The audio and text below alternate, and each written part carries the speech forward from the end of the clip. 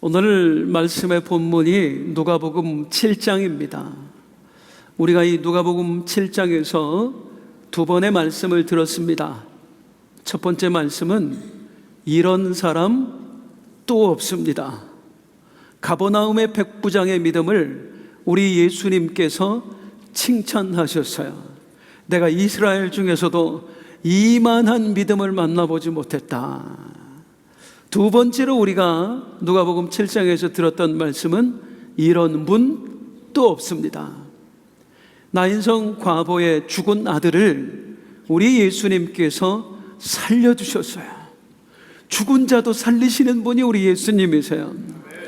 그런데 그 여인의 아파하는 모습을 보고 우리 예수님께서 느끼셨던 감정, 창자가 끊어지는 고통이었어요. 누군가 아파할 때 그 사람보다 더 아파하시는 분, 우리 예수님. 이런 분 또 없습니다. 이 중에서 첫 번째 말씀, 이런 사람 또 없습니다. 가버나움 백부장의 이야기를 다시 한번 돌아보자는 말이에요. 우리 예수님 뭐라고 말씀하시면서 칭찬하셨어요? 내가 이스라엘 중에서도 이만한 믿음을 본 적이 없다 하셨어요. 누가복음 강해를 쭉 들어오신 분이라면 이 말씀에 의문이 생겨야 돼요. 아닌데? 있는데? 이 정도 믿음을 가진 이스라엘 사람 있는데? 처음 듣는 것처럼 말씀을 보시는 있잖아요. 누가복음에 나왔었잖아요. 누구예요? 이 정도의 믿음 가진 이스라엘 사람. 아니, 이 백부장보다 더 큰 믿음 가졌던 이스라엘 사람, 세례 요한이에요. 세례 요한이에요. 세례 요한이 있었잖아요. 누가복음 3장에서 우리가 세례 요한을 만났었습니다. 세례 요한 자기의 모든 걸 버리고 광야로 들어갔어요. 그리고 예수님을 전하는 광야의 소리가 되어서 살았어요. 회개하십시오. 주의 오르실 길을 예비하십시오. 회개에 합당한 열매를 맺으십시오. 이렇게 외치면서 요한이 세례를 베푸니까 사람들이 메시아인가 보다, 이분이 메시아인가 보다. 그랬더니 요한이 뭐라고 그래요? 나는 아닙니다. 나는 메시아가 아니라 메시아가 오실 길을 준비하는 사람입니다. 나는 메시아를 알려주는 소리일 뿐입니다. 그런데도 사람들이 계속 이 요한을 메시아로 믿고 따라요. 그랬더니 요한, 내가 사라져 드려야 되겠다. 우리 예수님께 걸림돌이 되느니 내가 차라리 없어져야 되겠다. 그래서 일부러 헤롯 궁 앞에 가서 헤롯을 비판하고 감옥에 갇히잖아요. 그 요한이 있는데, 아니 우리 예수님이, 요한이 반드시 지금 감옥 안에 살아있는데 내가 이스라엘 중에서도 이만한 믿음을 만나보지 못하였노라. 이거 요한에게 굉장히 모욕적인 얘기입니다. 그럼 나는 뭐야? 이 의문에 대한 해답을 주는 게 오늘 본문이에요.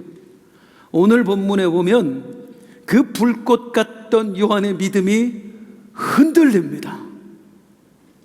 예수님의 메시아 되심을 요한이 의심해요.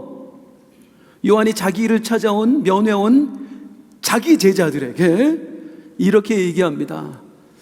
이보게들, 예수님께 좀 가서 이렇게 좀 여쭤보시게나. 시작.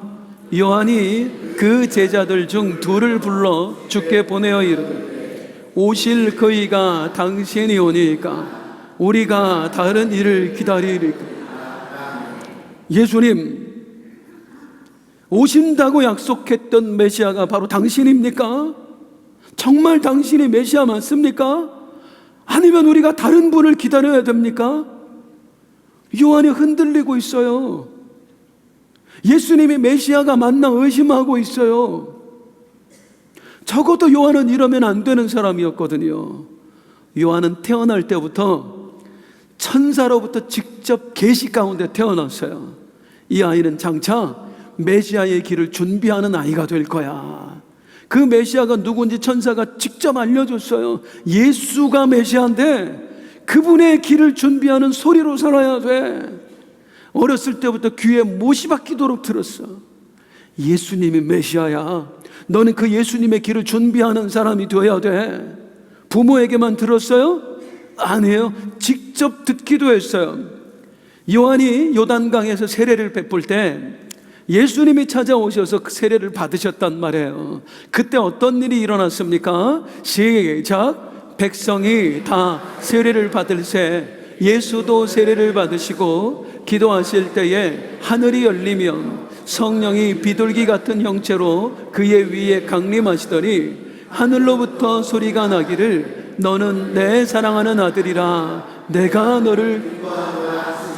요한이요, 예수님께 세례를 베풀 때 하늘이 열리는 걸 봤대요. 성령의 비둘기같이 예수님 위에 머무시는 걸 봤대요. 강림하시는 걸. 또 그것만이에요. 하나님의 음성을 들었어요. 하늘에서 직접 소리가 났어요. 하나님이 이는 내 사랑하는 아들이요 내 기뻐하는 자라. 직접 내 눈으로 보고 내 귀로 들었어요. 다른 사람은 몰라도 요한만큼은 예수님을 의심해서는 안 된단 말입니다. 그런데 이 요한이 예수님을 의심하고 있습니다. 메시아가 맞을까? 저분이 진짜 그 약속된 메시아일까? 요한이 왜 예수님을 의심했을까요? 두 가지 이유 있는데, 첫 번째, 요한이 예수님을 의심했던 이유는 건너서 들었기 때문입니다. 예수님에 대해서 건너서 들은 거예요. 요한은 지금 어디에 갇혀 있어요? 감옥에 갇혀 있어요? 감옥에 갇혀 있어요. 이렇게 좋은 목사 어디 있어요? 대답 좀 하세요. 감옥에 갇혀 있어요. 예수님이 활동하시는 걸 직접 내 눈으로 못 본단 말이에요. 예수님 이야기 어떻게 알 수 있습니까? 요한의 제자들이 와서 전해줘요. 자, 누가복음 17장 바로 그 앞절이에요. 시작. 요한의 제자들이 이 모든 일을 그에게 알리니. 예수님이 어떻게 활동하시는지는 나는 몰라. 그런데 내 제자들이 와서 선생님, 그 예수가 말이지요. 그래서 예수님에게 대해서 알게 되는 거예요. 그럼 묻겠습니다. 이 요한의 제자들이 요한에게 예수님에 대해 이야기할 때 좋게 말했을까요? 나쁘게 말했을까요? 다시 묻겠습니다. 나쁘게 말했을까요? 나쁘게 말했을까요? 그러니까 의심하지요. 나쁘게 말하니까. 이 요한의 제자들은 원래 예수님을 좋아하지 않았습니다. 요한이 아직 감옥에 갇히지 않았을 때 어느 날 갑자기 제자들이 막 달려와 선생님, 요한 선생님, 그리고 하는 말 시작. 그들이 요한에게 가서 이르되 라비여, 선생님과 함께 요단강 저편에 있더니 곧 선생님이 증언하시던 이가 세례를 베풀매 사람 다 그에게로 가고. 그 선생님한테 그 세례 받았던 사람 있잖아요. 그 예수라고 하는 사람. 그래, 근데 그 예수가 말이죠, 저 건너편에서 자기도 세례를 주고 있는 거예요. 선생님 말고 지도 세례를 주는다고. 이 상도덕도 없는 인간 같으니라고. 그 사람들이 다 그리로 몰려갑니다. 어쩌면 그렇게 사람의 의리도 없습니까? 그러니까 예수님이 미운 거예요. 그때 이제 요한이 했던 얘기가 내가 메시아가 아니라고 몇 번을 얘기를 했냐. 나는 메시아가 아니라 그분이 메시아다. 이제 나는 사라질 테니 너희도 그분께 가라. 그분께 가서 그분이 메시아 되심을 사람들에게 증언하며 살아라. 세례요한이 이렇게 얘기해요. 그래서 제자들 중에 몇이 실제로 예수님에게 갑니다. 그렇게 가서 예수님의 제자가 된 사람이 안드레, 요한이에요. 세례요한 말고 사도 요한이요. 그런데 끝까지 안 가고 버티는 놈들이 있었어요. 나는 예수 인정 못한다고. 우리한테 랍비는 선생님뿐이라고. 그리고 이 사람들이 요한만 계속 따라다니는 거예요. 그들이 요한에게 면회를 왔으니 예수님에게 대해서 좋게 얘기했을 리가 있습니까? 선생님, 그 예수라는 자 말이죠. 요즘 뭐하고 다니는지 아세요? 뭐하고 다니는데? 세리들하고 친구 먹었어요. 맨날 죄인들하고 다녀요. 세상에 창기들하고 파티를 하는데 포도주 마시고 그 다음에 뭐 했는지를 모르겠어 나는. 막 이런 식으로 얘기를 하는 거야. 그러니까 요한이 들으니까, 아니 메시아가 세리들하고 어울려? 창기들하고 밥을 먹어? 이분이 정말 메시아가 맞을까? 정말 그분이 메시아가 맞을까? 얘들아, 가서 한번 여쭤봐라. 당신이 진짜 메시아가 맞냐고. 왜 흔들린 거예요? 건너들어서 흔들린 거예요. 사랑하는 성도님들, 우리가 신앙생활 잘하는 비결 중에 하나가 뭐냐면 건너들은 이야기를 안 믿는 겁니다. 사람이 누군가의 말을 옮기잖아요. 100% 토시 하나 틀리지 않고 옮길 수 있는 사람은 이 세상에 없어요. 우리 성경 보잖아요. 한 장 딱 보고 그 다음 장 딱 보잖아요. 10분 전에 봤던 거 다 잊어버려. 그런 우리가 누군가가 했던 말을 토치 하나 안 빼고 옮길 자신이 있습니까? 없어요. 말이라는 건 반드시 왜곡되게 돼 있어요. 전달하는 순간. 거기에다가 또 우리는 뭐까지? 나의 해석까지 덧입혀. 그래서 얘기했을 거야. 요즘 힘들다는데 아마 그래서 그랬을 거네. 이렇게 말이라는 게 옮겨지면 첫 번째 했던 것과 전혀 다른 말이 되는 거예요. 우리 하나님께서 아담에게 말씀하셨습니다. 선악을 알게 하는 나무의 열매는 절대 먹지 마라. 네가 먹는 날에는 반드시 죽을 것이다. 그런데 하와 좀 보세요. 마귀한테 나중에 뭐라고 얘기해요? 창세기 3절 시작. 동산의 중앙에 있는 나무의 열매는 하나님의 말씀에 너희는 먹지도 말고 만지지도 말라. 너희가 죽을 것. 우리 하나님이 말씀하실 때 먹지도 말고 만지지도 말라고, 죽을지도 모른다고 하실 때 하와가 왜요? 아담이 그렇게 얘기해 줬으니까 저거 절대 먹으면 안 돼. 왜? 만지지도 마. 왜? 죽을지도 몰라. 그러니까 왜 죽어? 하나님이 말씀하셨어. 딱 한 사람 건너뛰었어요. 하나님이 말씀하신 거 중간에 아담이 전달해 줬는데 딱 한 단계 건쳤더니 전혀 다른 말이 되는 거예요. 말이라는 건 옮길 때마다 달라지게 돼 있어요. 거기 살이 붙거든요. 내 생각이 붙거든요. 그래서 제가 우리 부목사님들께 어떤 이야기를 저한테 보고하잖아요. 그러면 항상 물어봐. 요즘은 이제 안 물어봐요. 다들 알아요. 항상 물어봐요. 그거 있는 그대로만 얘기한 거예요? 목사님 생각 섞어서 얘기한 거예요? 그럼 아무 말도 안 하고 가만히 있어. 지 생각 섞었다 그 얘기야. 그러면 목사님 생각은 말하지 말고 들은 것만 얘기해요. 판단은 내가 할 테니까. 그래도 실수한단 말이에요. 제대로 옮겨지지가 않아서. 교회에서 우리가 신앙생활 하면서 많은 경우에 시험 드는 이유가 말 때문입니다. 말이 옮겨지면서 그것 때문에 상처받은 거예요. 그랬다네, 저랬다네. 따라하겠습니다. 마귀는 말 타고 다닌다. 또 한번 따라할게요. 마귀 말 타고 다녀요. 우리 말. 또 한번 따라할게요. 전에 들은 말은 절대 믿지 말자. 절대 믿지 마세요. 그리고 말 좀 전해주지 마세요. 제발. 나쁜 말 하는 사람은 진짜 나쁜 사람이고요. 나쁜 말 전해주는 사람은요, 진짜 나쁜 사람이에요. 뭘 좋은 거라고 전해줘요. 모르면 평안하게 사는데. 알면 시험 듭니다. 세례 요한 왜 예수님 의심했어요? 건너들어서 의심했어요. 또 하나 중요한 게 있습니다. 세례 요한은 왜 예수님을 의심했을까? 예수님이 내가 생각한 그 메시아가 아닌 거예요. 요한이 한창 사역할 때 뭐라고 외쳤어요? 주의 오실 길을 예비하십시오. 회개하세요. 회개에 합당한 열매를 맺으세요. 메시아가 곧 오실 거예요. 여러분, 나는 물로 세례를 베풀지만 메시아가 오시면 불로 세례를 주실 겁니다. 그러면서 그 메시아에 대해서 세례 요한이 얘기를 하는데요. 시작.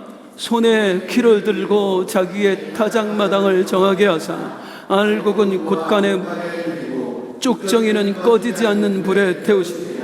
여러분이 만약에 회개하지 않으면 메시아가 오시면 어떻게 하는 줄 아십니까? 불로써 세례를 주면서 회개하지 않는 여러분을 다 태워버리실 겁니다. 막 이런 얘기했단 말이에요. 그러니까 세례 요한이 생각했던 메시아상, 메시아는 어떤 분이냐면 심판하는 분이었어요. 죄로 가득한 이 세상을 심판하셔서 정화시키는 분, 깨끗게 하시는 분. 나는 메시아를 그렇게 생각했는데 예수님이 오셔서 어떻게 하는 거예요?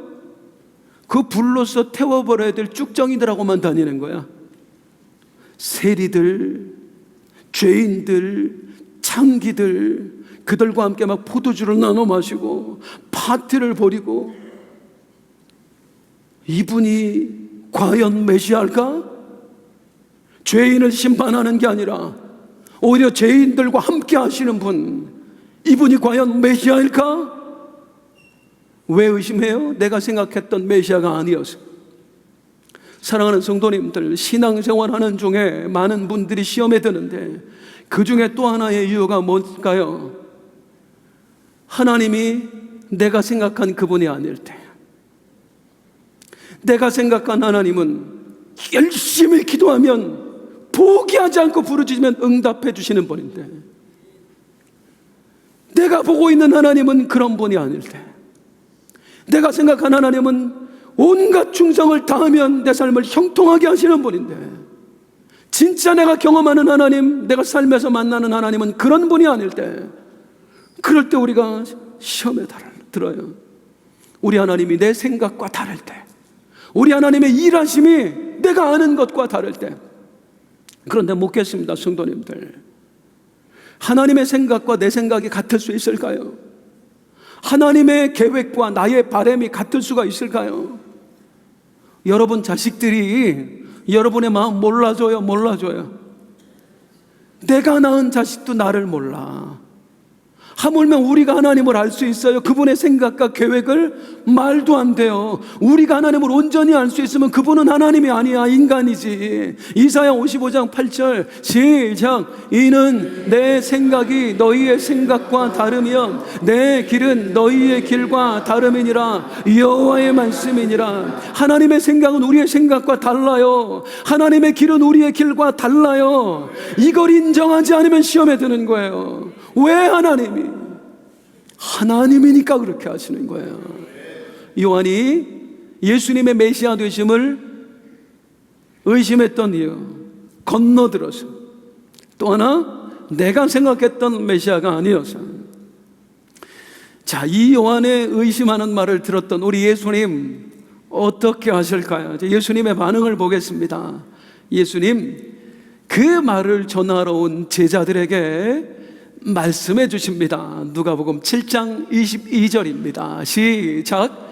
예수께서 대답하여 이르시되 너희가 가서 보고 들은 것을 요한에게 알리되 맹인이 보며 못 걷는 사람이 걸으며 나병 환자가 깨끗함을 받으며 귀먹은 사람이 들으며 죽은 자가 살아나며 가난한 자에게 복음이 전파. 먼저 예수님 따라하게, 보고 들은 것을 요한에게 알리되. 무슨 말이에요? 본 것만 얘기해, 들은 것만 얘기해. 거기에 너희의 생각과 해석을 가미하지 말고 너희가 보고 들은 것, 그것만 요한에게 알려. 사심 갖지 말고. 이 얘기예요. 그러면서 뭘 알리라고 말하냐면, 너희가 무엇을 보고 무엇을 들었느냐? 못 보는 사람이 보고, 못 걷는 사람이 걷고, 나병 환자가 깨끗하게 되고, 못 듣는 사람이 듣게 되고, 죽은 자가 살아나고, 가난한 자에게 복음이 전파되고, 이 사실을 있는 그대로 요한에게 알려줘. 이 이야기가 왜 중요하냐면, 그건 성경에 나오는 메시아의 사역이거든요. 메시아가 오시면 장차 이렇게 하실 거야 라고 예언된 사역이거든요. 이사야 61장 1절입니다. 시작. 주 여호와의 영이 내게 내리셨으니 이는 여호와께서 내게 기름을 부으사 가난한 자에게 아름다운 소식을 전하게 하려 하십니다. 나를 보내사 마음이 상한 자를 고치며 포로된 자에게 자유를, 갇힌 자에게 노임을 선포하고. 우리 예수님 말씀하시는 거예요. 나는 성경에 나와 있는 그 일을 행하고 있어. 메시아가 오시면 이 일을 행할 거야. 나는 그걸 행하고 있는 거야. 그러니 요한에게 가서 그대로 전해. 그분은 성경에 나와 있는 그 일을 행하고 있습니다라고 전해. 요한도 이 성경 구절을 알았을 텐데 왜 예수님에 대해서 오해했을까요? 그 다음 구절입니다. 2절입니다. 이사야의 예언에 예수님이 오시면, 메시아가 오시면, 시작. 여호와의 은혜의 해와 우리 하나님의 보복의 날을 선포하여 모든 슬픈 자를 위로하라. 메시아가 오시는 날, 구원자가 오시는 날은 어떤 날이 되냐면, 따라하겠습니다. 은혜의 날, 은혜의 날이 될 거고, 또 하나 보복의 날, 보복의 날이 될 거고, 마지막도 따라하세요. 위로의 날, 위로의 날이 될 거다. 이게 이사야 선지자의 예언이었어요. 메시아가 오시면 그 날은 은혜의 날이 될 거야, 보복의 날이 될 거야, 위로의 날이 될 거야. 이 중에서 요한은 뭐만 생각해요? 보복의 날만 생각하는 거예요. 불로써 세례를 주셔서 쭉정이 같은 것들을 다 태워버리시는, 그래서 온 세상을 깨끗하게 하시는 메시아가 오시는 그 날은 보복의 날이 될 것이다. 그게 우리 예수님 성경적 메시아, 나는 성경에 나와 있는 그 일을 행하고 있어 하시면서 뭘 알려주시냐면, 이 사람아, 메시아의 날은 보복의 날만 되는 게 아니야. 그날은 은혜의 날이 될 것이고 그날은 위로의 날이 될 것이야. 나는 그대로 행하고 있는 거야. 죄인들에게 은혜를 베풀고 있는 거야. 나는 가난한 자에게, 연약한 자에게 복음을 전하면서 그들에게 위로를 전하고 있는 거야. 내가 성경에 나와 있는 그 메시아가 맞는 거야. 이걸 보고 들은 대로 전해라. 가감없이 전해라. 그랬더니 이 요한의 제자들이 그걸 떠나가요. 그걸 전하기 위해서 다 떠나간 다음에 예수님 남은 무리들, 이제 당신의 제자들에게 하시는 말씀을 볼게요. 24절이에요. 시작. 요한이 보낸 자가 떠난 후에 예수께서 무리에게 요한에 대하여 말씀하시되 너희가 무엇을 보려고 광야에 나갔더냐? 바람에 흔들리는 갈대. 이거 요한의 이야기예요. 요한 흔들렸잖아요. 요한을 빗대어서 하신 말씀이에요. 요한의 믿음이 흔들렸기 때문에. 그러면 우리 예수님 사람들에게 뭐 말씀하고 싶은 거예요? 우리처럼 아무도 없을 때, 그 사람 없을 때, 야, 걔도 별거 없더라. 요한 지금 없으니까 요한도 별거 없더라. 바람에 흔들리는 갈대 같더라. 이 얘기하고 싶어서 하신 거예요? 우리 예수님 그런 분 아니에요. 그분은 보복하시는 분이 아니에요. 은혜를 베푸시는 분이에요. 위로하시는 분이에요. 사람들은 요한도 별것 없네, 예수님 제자들 그렇게 생각할 때 우리 예수님 하시는 말씀 좀 들어보세요. 25절 26절 시작. 그러면 너희가 무엇을 보려고 나갔더니 부드러운 옷 입은 사람이냐? 보라, 화려한 옷을 입고 사치하게 지내는 자는 왕궁에 있느니라. 그러면 너희가 무엇을 보려고 나갔더냐? 선지자냐? 옳다, 내가 너희에게 이르노니 선지자보다도 훌륭한 자. 예수님 요한에 대해서 말씀하시는데, 이 사람들아 비웃지 말게. 요한은 얼마든지 좋은 옷을 입을 수 있는 사람이었지만 그걸 다 거절하고 광야에 가서 약대털 옷 입고 산 사람이야. 당신들이 비웃는, 흔들린다 비웃는 그 요한은 화려한 성전에 얼마든지 살 수 있음에도, 원래 제사장 신분이라 그랬잖아요. 그걸 다 버리고 광야에 가서 외치는 자의 소리로 살았던 사람이야. 그는 어떤 선지자보다도 훌륭한 사람이야. 저는 이 예수님의 말씀에 참 감동을 받았어요. 우리 예수님이 어떤 분이시냐면 얼마든지 나에게서 비판할 거리를 찾을 수 있음에도 불구하고 그 비판할 거리를 보시는 게 아니라 칭찬할 거리를 찾으시는 거예요. 얼마든지 나에게서 복받지 못할 요인을 찾으실 수 있음에도 불구하고 오히려 복받을 요인을 찾으시는 분, 그분이 우리 예수님이시더라고요. 하나님의 생각은 사람의 생각과 달라서 이게 하나님과 우리의 다른 점이에요. 우리는 사람을 볼 때 비판할 거리를 찾아. 우리는 사람을 볼 때 저 사람이 저래서 복을 못 받는 거야, 복 못 받는 요인을 찾아. 그런데 우리 하나님은 아니세요. 비판할 거리를 보는 게 아니라 칭찬할 거리를 찾으시고, 복 못 받지 못할 요인을 찾는 게 아니라 복 받을 요인을 찾으시고, 구원받지 못할 이유를 찾는 게 아니라 구원받을 이유를 찾으시고, 그래서 우리가 은혜 입어 구원의 백성이 된 것입니다. 하나님 나라의 대사가 된다는 것은, 하나님께 보냄받은 사람, 하나님 나라의 대사가 된다는 것은 이 하나님처럼 보는 사람이 되는 거예요. 이 하나님처럼 생각하는 사람이 되는 거예요. 비판할 거리가 있음에도 다 덮고 칭찬할 거리 보는 사람, 복 받을 요인이 복 못 받을 요인이 얼마든지 드러남에도 그게 보는 게 아니라 복 받을 요인을 보며, 하나님 저 사람 복 좀 주세요, 하나님 저 사람에게 은혜 좀 주세요. 이게 진짜 하나님 나라의 대사예요. 우리 하나님이 그러신 분, 예수님이 그런 분이시면 얼마나 감사한지 몰라요.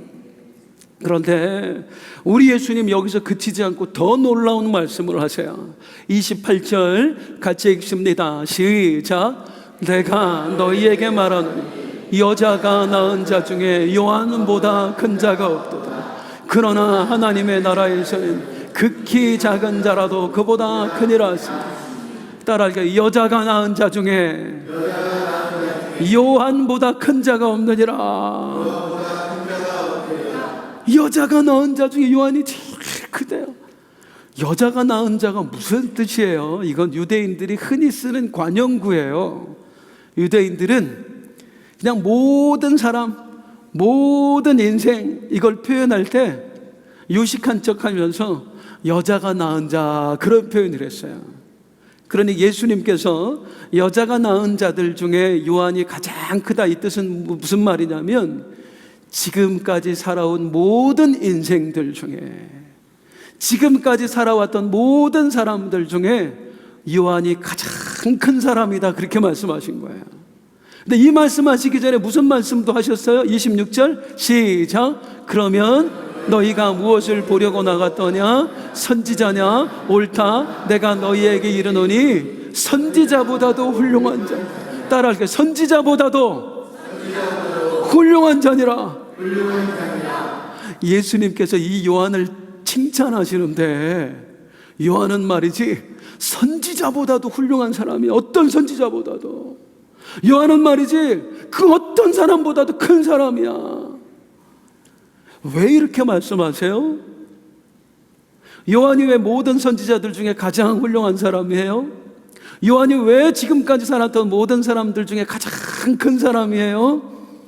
하나씩 해결해 볼게요. 왜 요한이 지금까지의 모든 선지자들 중에 가장 훌륭한 사람이라고 말씀하셨는가?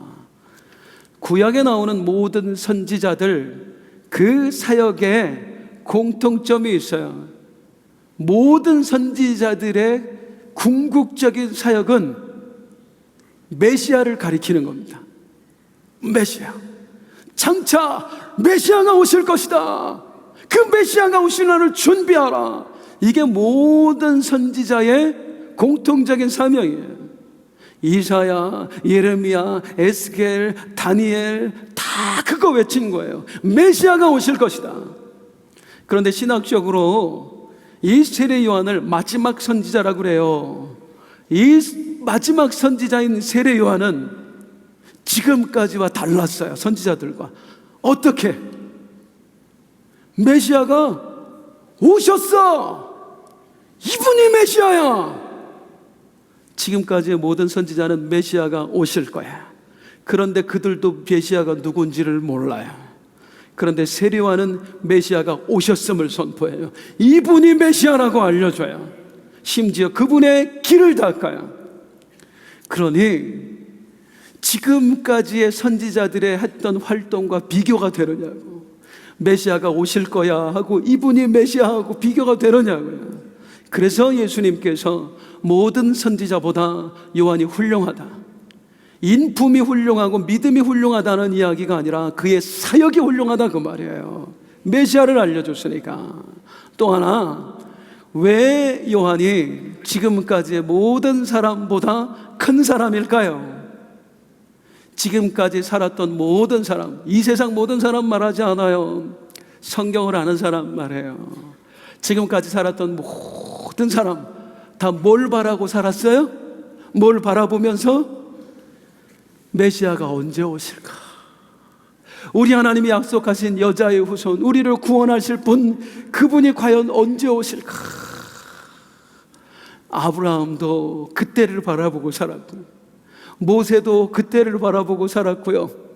다윗도 다 메시아가 언제 오실까? 그걸 바라보며 살았어요. 그런데 요한은 그걸 본 거예요.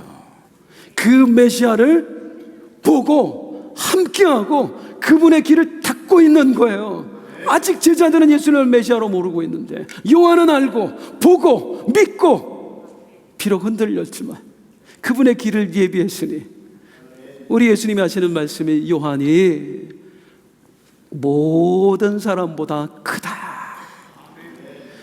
모든 선지자보다 크고 모든 사람보다 크다. 왜? 메시아를 봤으니까, 메시아와 함께 했으니까, 그 메시아의 길을 닦고 있으니까.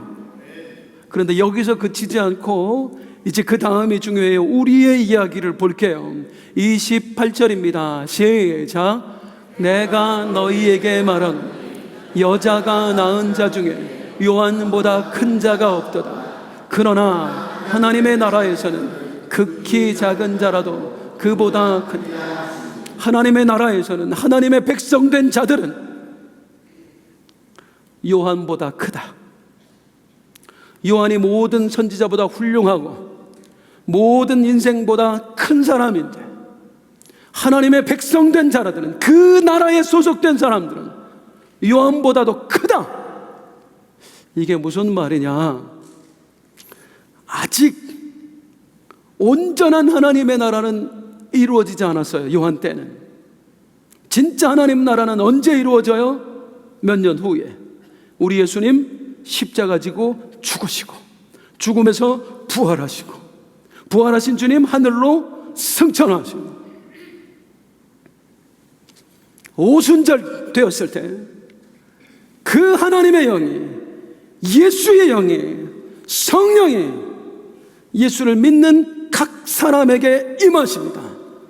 그래서 이제 인류 역사상 단 한 번도 없었던 일이 그 오순절 사건 때부터 일어나는데, 하나님이 내 안으로 들어오시는 거예요. 이거 이제 에베소서 강의 때 끊임없이 말씀드렸지요. 한 세상을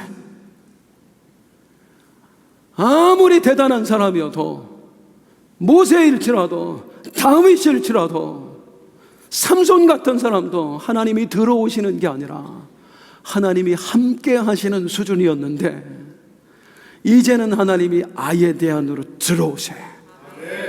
그들을 성경은 하나님의 백성이라고 부르는 거예요.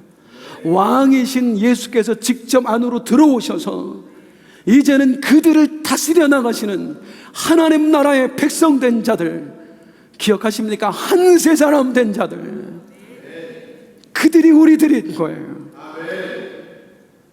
너희가 요한보다 크다, 모든 선지자보다 훌륭하다.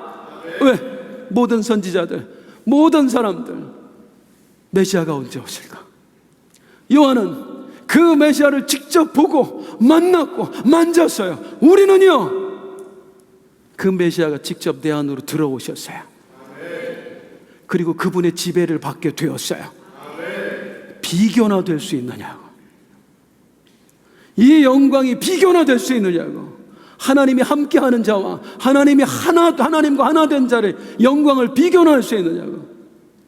그래서 우리를 보고 성령을 모셔드려 하나님 나라의 백성된 우리를 보고 너는 이 세상 모든 사람보다 크다 하는 요한보다 더 크다, 더 복된 자다, 더 귀한 자다 말씀하신 거예요. 믿으시나요? 이 사실 믿으시나요? 그런데 안타까운 것은 많은 분들이 여기에 큰 감동을 못 느껴요. 그 의미를 몰라서도 그렇지만 내 안에 성령님이 오셔서 그분이 나를 다스리시고 내가 예수님 왕 되신 하나님 나라의 백성 되었다, 이걸 모르는 그리스도인은 없는데 내가 하나님 나라의 백성 되었다는 사실이 가슴 뛸 정도로 감격스럽고 기쁘고 행복하고 이런 성도들은 많지 않아요. 같은 신분인데, 같은 은혜를 입었는데 이유가 뭘까요, 성도님들? 요한이 예수님을 의심했던 이유와 똑같습니다. 내가 하나님 나라의 백성이 된 건 알겠는데 내가 살고 있는 이 하나님 나라가 내가 생각한 나라가 아닌 거예요. 아무리 봐도 이건 하나님 나라가 안 같은 거예요. 내가 생각한 하나님 나라는 어떤 나라예요? 기도만 하면 이루어지는 나라예요. 내가 생각한 나라는 어떤 나라예요? 만사 형통하는 나라예요. 내가 생각한 하나님 나라는요,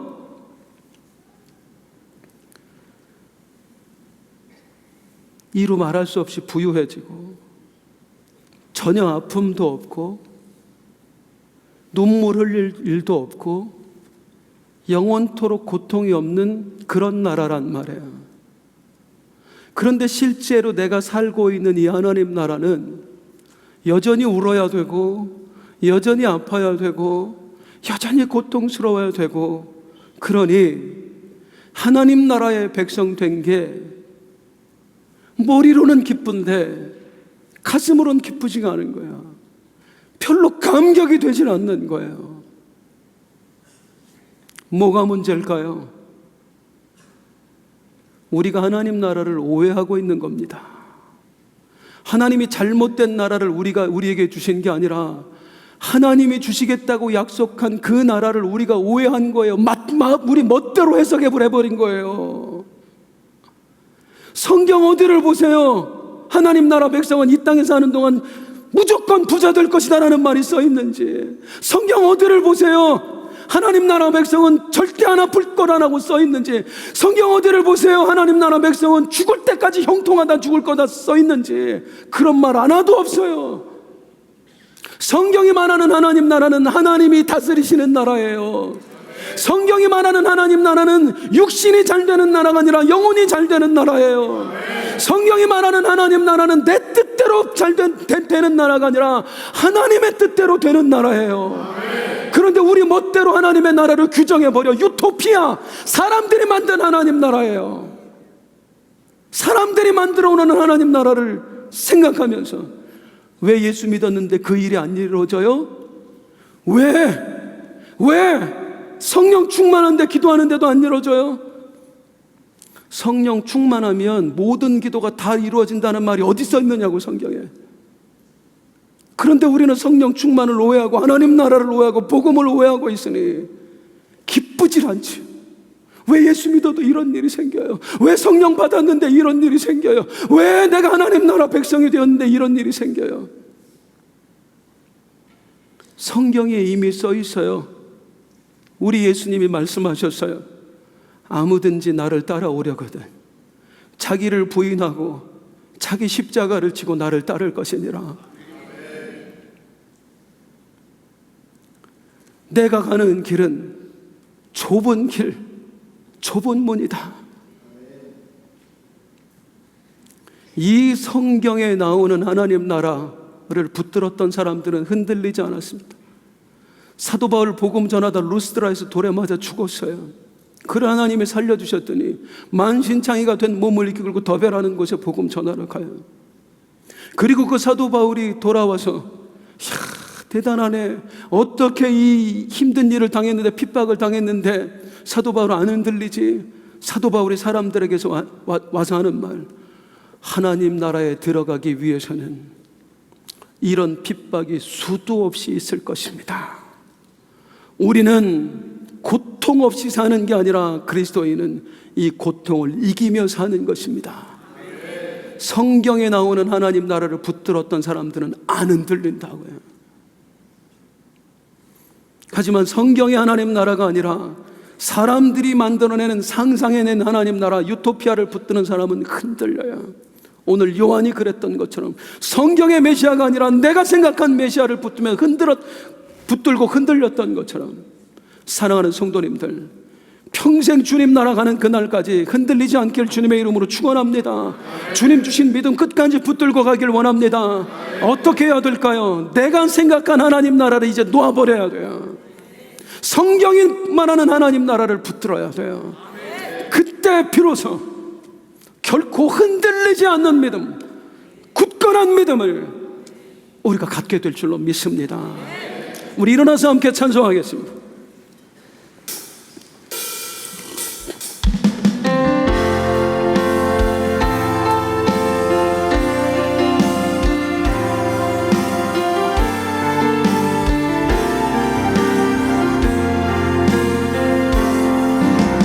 파도에 돛대가 부러지고